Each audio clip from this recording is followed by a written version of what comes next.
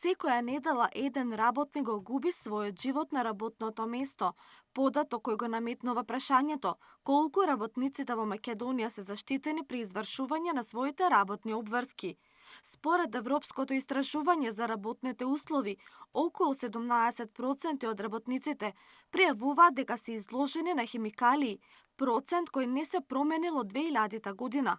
Со цел подигнување на свеста за ризиците кои произлегуваат и безбедноста на работниците кои се изложени на опасни супстанции, Македонското здружение за заштита при работа годинава Европската недела за заштита при работа ја посвети на организирана кампања за управување со опасни материи.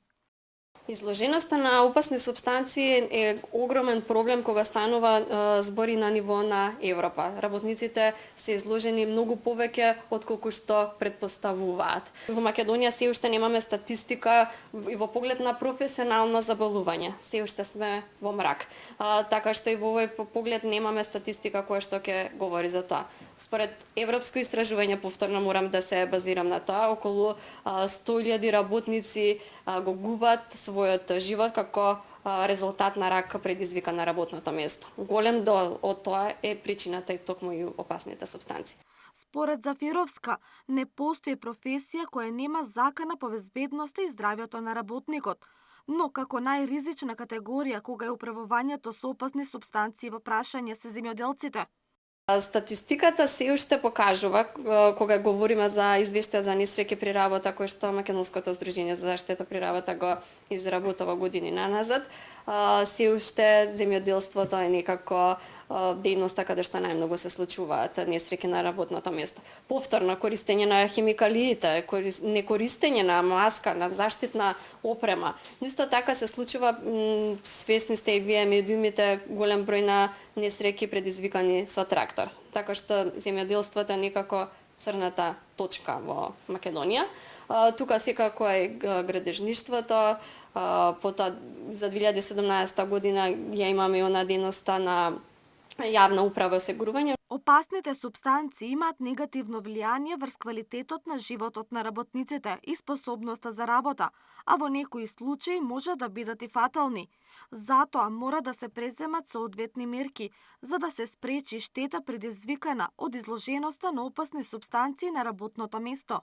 Потикнавме голем број на граѓански организации, на синдикати, работодавачи и работници да се вклучат во одбележување на Европската недела, но истовремено вклучување во кампањата управување со опасни супстанции. Промотивните материјали кои што беа преведени на македонски јазик токму од Европската агенција за безбедност и здравје при работа и беа доставени до нас, се достапни на нашата веб страна каде што сите кои што сакаат да се вклучат говорат за важноста за активно управување со и безбедно со опасните супстанции, може тоа да го направат и да ја расшират идејата за потикнување на она превентивна култура која што постојано ја говориме.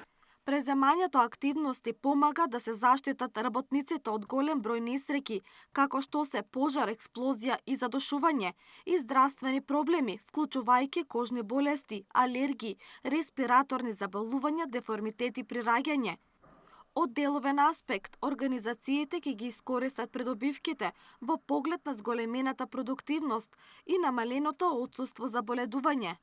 Затоа е важно сите да се вклучиме и ние како организации, државните институции, работодавачите, работниците и синдикатите за како да се безбедно управува со опасните супстанции, затоа што тоа ќе донесе нели квалитетен живот на работниците, но исто така и економски успех на самите предпријатија.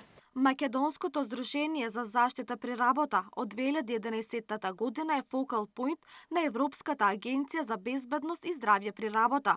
Тоа подразбира обврска за имплементирање на програмата за безбедност и здравје при работа, соработка со работодавачите, работниците, синдикатите.